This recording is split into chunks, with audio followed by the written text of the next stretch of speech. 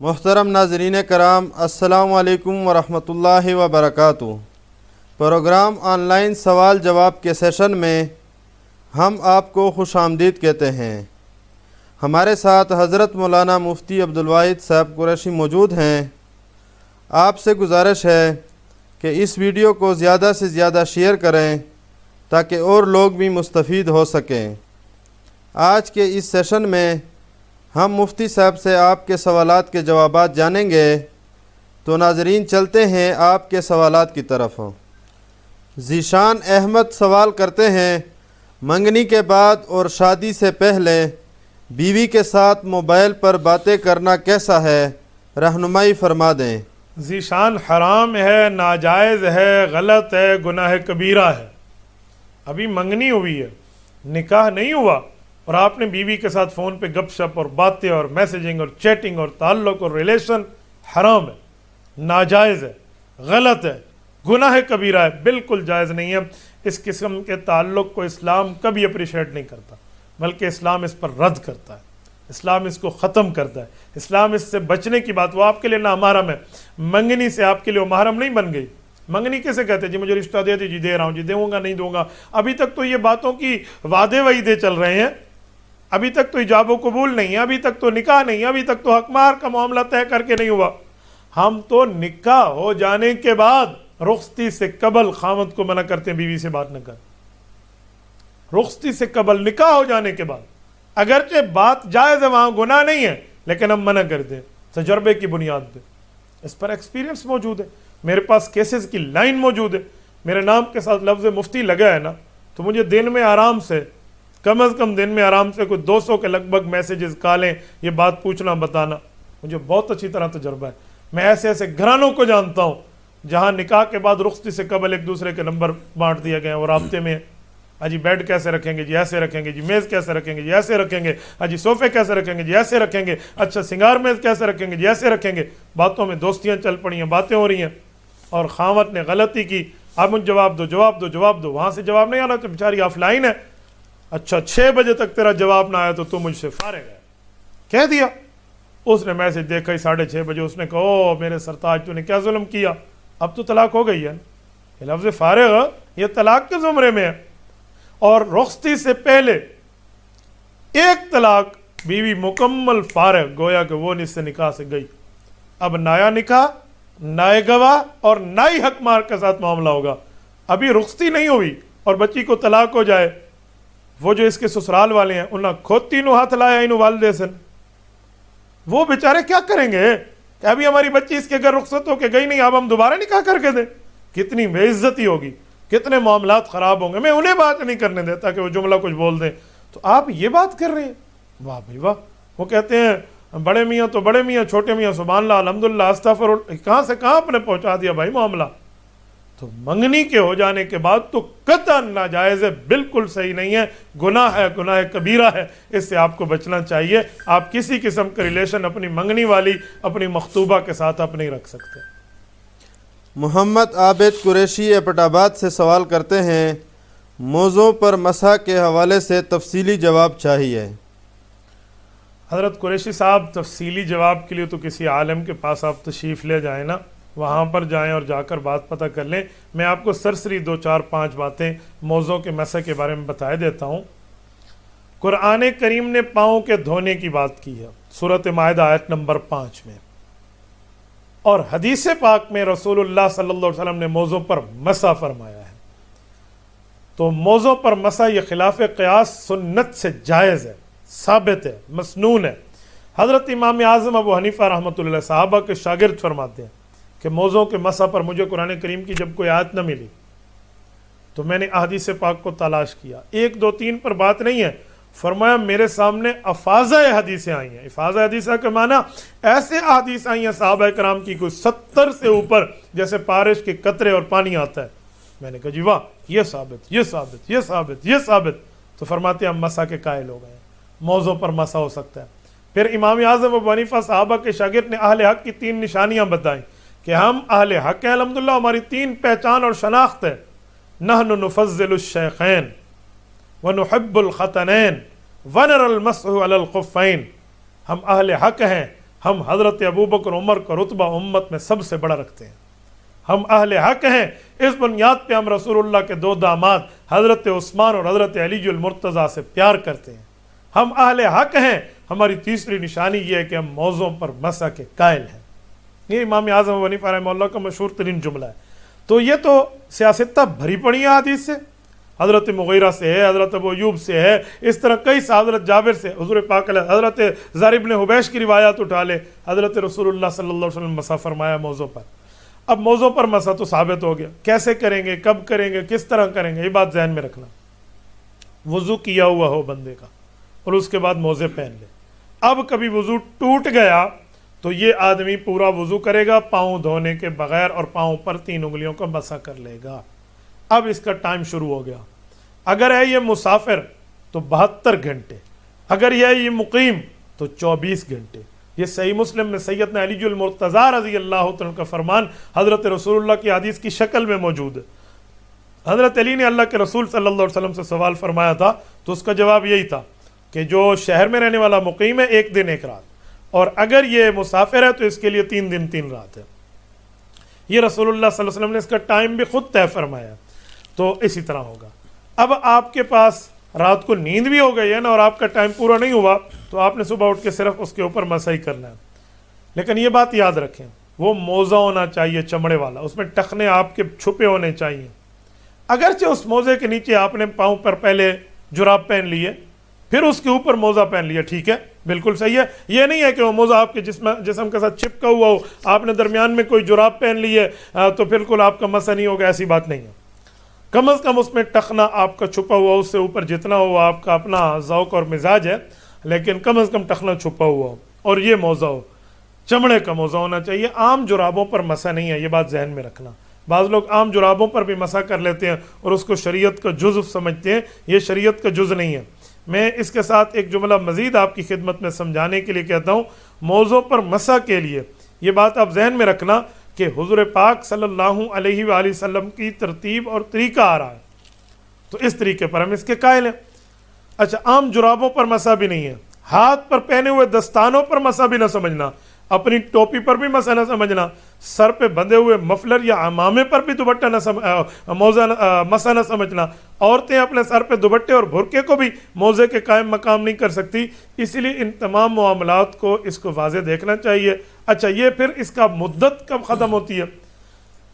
اگر یہ مقیم ہے، جیسے 1 دن 1 رات پوری ہوئی گویا اس کی موضوع پر مسح ختم ہو گیا، اب اس کو مکمل وضو کرنا ہوگا۔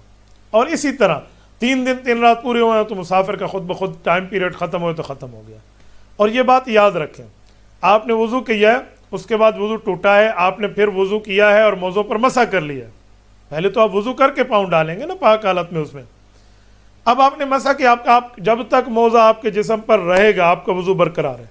ایک لمحے کے لیے بھی آپ نے اتار لیا ہے نا یہ موزہ، اگرچہ ایک ہی اتارا ہے تھوڑا سا، آپ کا وضو ٹوٹ گیا، پھر آپ کو دوبارہ وضو کرنا ہوگا، یہ ذہن میں رکھنا۔ یہ نہیں ہے کہ اب صرف پاؤں دھونے سے جان چھوٹ جائے گی، جی نہیں، آپ کو مکمل وضو کرنا ہوگا، آپ نے اتارنے نہیں ہے درمیان میں، ورنہ میں سمجھنا 1 دن 1 رات کا ٹائم ہے، جب چاہوں اتار دو، جب چاہوں پہن لوں، جی نہیں، پہننے کے بعد یہ ٹائم کی مدت ہے۔ یہ مختصر چند سی باتیں تھی قریش صاحب جو میں نے آپ کی خدمت میں کر دی ہیں، باقی دینی علم کی تفصیل کے لیے کسی عالم دین کے پاس حاضری آپ کے لیے ضروری ہے تاکہ آپ کا ایمان محفوظ رہے۔ جیسے جسم کے لیے وقتی طور پہ ڈاکٹر کی ترتیب پوچھ لیں، تفصیلی علاج کے لیے معائنہ ڈاکٹر شرط ہے، تو تفصیلی علاج کے لیے آپ کے پاس معائنہ عالم شرط ہے، مفتی شرط ہے۔ اہل حق کے پاس آئیں اور اپنے مسائل کو تفصیلی جو ہے نا ڈسکس بھی کریں اور اس کے سوال جواب بھی لیں۔ شاہد شہزاد پوچھتے ہیں، مردے کے آنکھوں میں سرما لگانا کیسا ہے؟ شاہد بھائی، مردے کی آنکھوں پہ سرما لگانا، عقل چھوڑیے، جو ماہرین شریعت ہیں، شریعت کے مہارت رکھنے والے لوگ ہیں جنہیں فقہا کہتے ہیں، فقہا کی کتب بھری ہوئی ہیں کہ کوئی آنکھ پر سرما آپ میت کے نہیں لگائیں گے۔ ان کے سامنے دلائل ہیں، وہ دلائل بھی لکھتے ہیں، مسئلہ بھی لکھتے ہیں، مسئلے کا جواب بھی لکھتے ہیں۔ لہٰذا مسئلہ تو یہی ہے کہ جائز نہیں ہے، مناسب نہیں ہے، آپ نے اس کی آنکھوں میں خواہ مخواہ سرما لگا دینا ہے، یہ ٹھیک نہیں ہے۔ بلکہ بعض رات تو داڑھی میں کنگھی کرنے سے منع کرتے ہیں، جو اس کی داڑھی اب ایسے برابر کر دی جائے، کنگھی کر سے کیا سجانا آپ نے سر کے بالوں پر، اور یہ ترتیبیں شروع کر دی ہیں، یہ کچھ بھی نہیں ہے۔ آپ نے غسل کرنا ہے، خنوت کا پانی ہو، کافور کے ساتھ ہو، خوشبو کے ساتھ ہو، بس اس کے ساتھ معاملہ کر دینا۔ اب اس کی آنکھوں میں سرمے کی سلائیاں ڈالنا، یہ یا اس کی آنکھوں میں، بعض لوگ اپنی آنکھوں میں یہاں اتروا کے نا، لوگ ان کی آنکھوں میں اس پر غلاف کعبہ کی تاریں ڈال دیتے ہیں۔ ابھی تاریں ڈال کے آپ نے غلاف کعبہ کی یہاں کیا کرنے ہیں؟ اعمال جائیں گے بندے کے ساتھ۔ برکت کے لیے کوئی چیز ساتھ رکھ دینا، اس کو دلیل جواز بنا کر اس پہ عمل کرنا اور اس پر فتوے، یہ ٹھیک نہیں ہے۔ باقی آپ نے رکھنا ہے تو چلو ساتھ رکھ دیا، یہ اور بات ہے، لیکن اس کے اوپر اصرار اور سرمے اور پتہ نہیں کیا سے کیا معاملہ، یہ ٹھیک نہیں ہے، اس سے پرہیز کرنی چاہیے اور اس سے بچنا چاہیے۔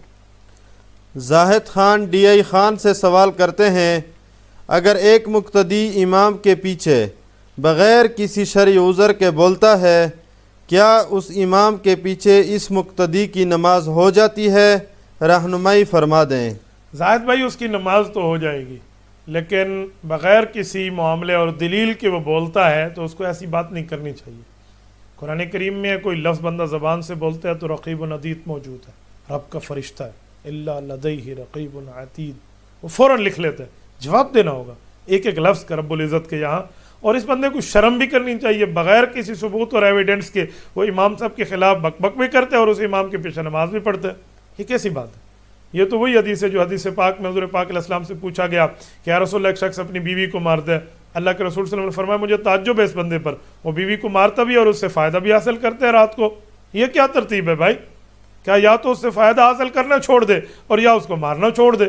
تو یہ اسی طرح کا معاملہ، آپ امام کے پیچھے ٹھہر کے اس کو اللہ اور اپنے درمیان واسطہ بنا کے اس کے پیچھے نماز بھی پڑھتے اور اس کے خلاف بولتے بھی ہو، تو یہ بالکل جرم ہے، ایسے نہیں کرنا چاہیے، اس سے پرہیز کرنی چاہیے۔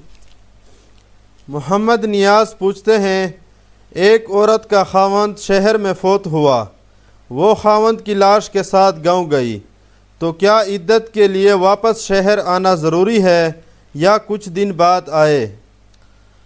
خواتین کے لیے عدت اصل میں خاوند کے گھر ہے، وہ خاوند کے گھر عدت گزاریں، الا وجہ یہ کہ ان کو وہاں اپنے ایمان کا یا اپنی جان کا خطرہ ہے یا کوئی خوف ہے، وہ اس وجہ سے وہاں سے ہٹ جاتی ہیں، تو گنجائش موجود ہے وہ وہاں سے ہٹ کے اپنے والد کے گھر یا اپنی پرامن جگہ جا کر وہ اپنی عدت کو گزار سکتے ہیں۔ لیکن یہ جو صورتحال آپ پوچھ رہے ہیں کہ خاوند فوت ہوئے، خاوند کے گھر میں ہے، پھر خاوند کو دفنانے کے لیے لوگ گئے تو اسے بھی ساتھ لے گئے، یہ ناجائز ہے، اس طرح کا سفر نہیں کرنا چاہیے۔ جب خاتون خانہ عدت میں ہو تو اسے عدت میں گھر کے اندر بیٹھنا چاہیے، باہر بغیر ضرورت کرے نکلے، یہ اس کی کیا ضرورت ہے؟ اس نے تدفین میں شامل ہونے، اس نے جنازہ پڑھنے، اس نے جا کر قبر میں اتارنے میں شامل ہونے، تو اس کے اوپر تو نہیں ہے۔ ہاں جب عدت ختم ہو اور عبرت پکڑنے کے لیے اگر خاوند کی قبر پہ، والد قبر پہ، ماں کی قبر پہ، بیٹے کی قبر پہ، بہن کی قبر پہ، اولاد کی قبر پہ، یا عبرت کے لیے خاتون جاتی اور باپردہ ہو کر جاتی ہے اور عدت میں بھی نہیں ہے تو جائز ہو جائے گا، وہ منع نہیں ہے۔ وہاں جا کر رونا، پیٹنا، چیخنا، چلانا، بال کھونچنا، چہرے نوچنا، کھولنا اور یہ چیزیں، یہ منع ہے، اسی لیے خاتون کا عام طور پہ منع کرتے ہیں، ورنہ یہ آداب ٹھیک ہو نا تو منع خواتین کا بھی نہیں ہے قبرستان، تو یہ اس عورت کو وہاں نہیں جانا چاہیے بلکہ گھر میں بیٹھنا چاہیے۔ خاتون خانہ عدت کے دوران بغیر ضرورت کے باہر نہیں جائے گی، ضرورت ہے نا، پینشن لینی ہے، اس نے سائن کرنے تو چلی گئی، خاوند کی پینشن لے کر آ گئی، اس نے ڈاکٹر کو دکھانا ہے تو ڈاکٹر کے پاس چلی گئی، اور کوئی کھانے پلانے کے لیے اس کے پاس موجود نہیں ہے، یا بچے ہیں تو چھوٹے ہیں اس کو دودھ لینے چلی گئی ہے، یا اپنا سودا سلف لینے چلی گئی ہے، اس کے پاس ضرورت تھی اور کوئی نہیں تھا تو جائز ہے۔ لیکن وہاں کوئی وجہ موجود ہے نا، یہاں کوئی وجہ نہیں ہے، اسے گھر سے نہیں نکلنا چاہیے۔ اور اس کے ساتھ میں خود ایک بات ایڈیشن کر کے آپ کو بتا رہا ہوں، وہ کیا ہے، بہت سے لوگ ہم سے بات پوچھتے ہیں اور میں چاہتا ہوں کہ میں یہاں اس بات کی وضاحت کر دوں تاکہ عدت کے احکام میں یہ بھی لوگوں تک میسج کنوے ہو جائے۔ عدت میں لوگ سمجھتے ہیں پردہ بڑھ جاتا ہے اور عام حالات میں پردہ نعوذ باللہ کم رہتا ہے، یہ شریعت میں اضافہ ہے، اس کا شریعت میں کوئی معاملہ نہیں ہے۔ وہ کیا کہتے ہیں، بھائی اس کے پاس دیور ملنے گیا تو وہ اس نے نہیں ملی، کیوں؟ وہ عدت میں تھی نا، اس دیور کو کس نے کہا تو عدت میں جا کے ملے؟ تمہارا دماغ پتہ نہیں کس نے الٹا سیدھا کر دیا، دیور کا تو اسلام میں عدت سے پہلے بھی پردہ ہے، خاوند کی موجودگی میں پردہ ہے، تو عدت میں نہ کوئی پردہ بڑھتا ہے نہ کوئی پردہ گھٹتا ہے۔ جہاں پردہ شریعت نے، اسلام نے خاتون کو دیا ہے وہاں بغیر عدت کے بھی پردہ ہے، اور جہاں نہیں دیا وہاں عدت میں بھی پردہ نہیں ہے۔ شرعی محارم جن سے نکاح کرنا حرام ہے ان سے آپ کا پردہ نہیں ہے، وہ عدت ہو یا عدت کا معاملہ غیر ہو نہیں ہے، اور جن سے نکاح ہو سکتا ہے اس سے پردہ ہے، وہ عدت ہو یا عدت نہیں عام زندگی ہو۔ یہ عدت نہ پردہ گھٹاتی ہے نہ عدت پردہ بڑھاتی ہے۔ اور بعض لوگ کہتے ہیں جی عدت گزارنی ہے اسلامی تاریخوں سے کریں یا ہم جو ہے نا انگریزی تاریخوں سے چلیں، اس بارے میں بھی قول فیصل سمجھ لیں۔ عدت عورت شروع کرے گی اگر خامد یکم ہی کو فوت ہوا ہے اور وہ چاند کی یکم ہے تو چاند کی ترتیب سے چلے گی۔ خامد کی وفات کی عدت 4 ماہ اور 10 دن ہے، یعنی 130 دن ہے، ٹھیک ہو گیا۔ اگر 130 دن تب پورے کرے گی جب خامد کسی ایسی تاریخ میں فوت ہو جو اسلامی تاریخ کی یکم نہیں ہے، پھر انگریزی تاریخ سے اس نے 130 دن پورے کر لینے۔ یہ 4 ماہ کی ترتیب ہے اور 10 دن کی۔ اور خاتون خانہ جو طلاق کی عدت گزارتی ہے وہ 3 مینسز ہے، 3 مینسز، 3 مخصوص ایام وہ گزار کے جب 3 غسل کر لے گی اس کی عدت پوری ہو جائے گی۔ وہ 90 دنوں میں پورے ہوں یا اس سے کم میں پورے ہوں اس کی عدت پوری ہو جائے گی۔ یہ عدت کا معاملہ ہے۔ اور میں یہاں ایک بات سمجھانا ضروری سمجھتا ہوں، عدت کب سے شروع کرے گی یہ بھی اسلام نے حکم کیا ہے، ہاں میں نہیں ہے میں 4 دن بعد عدت شروع کروں گا، میں 6 دن بعد عدت شروع کروں گی، آپ 1 ہفتے بعد عدت شروع کر لینا نا، ابھی تو خامد کی تدفین میں جاری ہو۔ یہ شریعت میں ایڈیشن ہے، اضافہ ہے بھائی، یہ شریعت کا حکم نہیں ہے۔ آپ نے عدت تب شروع کرنی ہے جب آپ کا خامد فوت ہوا۔ آپ کو پتہ 10 دن بعد چلا نا تو آپ کی عدت کے 10 دن گزر گئے ہیں، یہ آپ کو پتہ ہو۔ جب آپ کا خامد فوت ہو رہا ہے اس ٹائم سے آپ کی عدت شروع ہو چکی ہے۔ وہ آپ عدت بیٹھیں یا نہ بیٹھیں، آپ عدت گزاریں یا نہ گزاریں، من عدت تعتدونہا، قرآن کریم کے مطابق وہ آپ کی عدت جاری ہے۔ جب عدت مکمل ہو گئی ہے اس کے بعد یہ عورت نہا بھی سکتی، نہا تو عدت میں بھی سکتی ہے، نئے کپڑے پہن سکتی ہے، نہا کے غسل وغیرہ کر سکتی ہے، خوشبو استعمال کر سکتی ہے۔ عام دنوں میں اس پر خوشبو جائز نہیں ہے دوران عدت۔ اور خواتین اس پر پوچھتی ہیں جب عدت پوری ہو جائے تو پھر سب سے پہلے برقع سر پہ رکھیں اور خاوند قبر پہ جا کے حاضری لگوائیں۔ بھئی یہ شریعت اسلامیہ کا حکم نہیں ہے، آپ نے ویسے جانا ہے، آپ آداب کا خیال رکھ کے چلی جائیں۔ آپ کو قبر پہ جانا آداب توڑنے کی وجہ سے منع ہے، آداب کے ساتھ جائیں گے تو جائز ہے عبرت پکڑنے کے لیے، لیکن لازمی جز نہیں ہے، پارٹ آف دا ہولی شریعہ نہیں ہے کہ شریعت کا جز ٹوٹ جائے گا، آپ نے پہلے وہاں جانا ہے ورنہ نہیں جانا، آپ نے آج فلاں کھانا پکانا ہے ورنہ نہیں پکانا۔ یہ لوگوں کی اپنی باتیں ہیں، ان سے بچنا چاہیے۔ اطہر ندیم سوال کرتے ہیں نمازی کے آگے سے گزرنے کے لیے کون سی چیز آگے رکھ سکتے ہیں؟